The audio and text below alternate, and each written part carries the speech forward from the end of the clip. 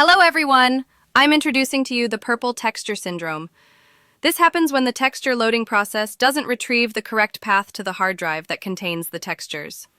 This can happen if, like me, you decide to switch operating systems and move from Windows to Ubuntu, or from Windows to Mac.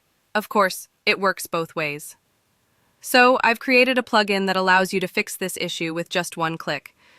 You can see in the panel that the plugin shows the number of textures that are not found.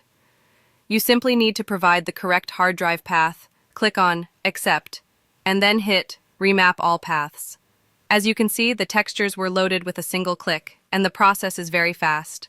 The operation may take longer if there are a large number of textures that haven't been loaded. The plugin is therefore convenient if you want to share your blend files with a team that doesn't have the same directory path for the textures. After a reinstallation of the operating system that might have changed the drive letters, or simply the migration of your directory to another hard drive. This plugin is, therefore, an essential to have on your tools. Thank you for your interest in this tool, and I encourage you to go and get it on the Blender market.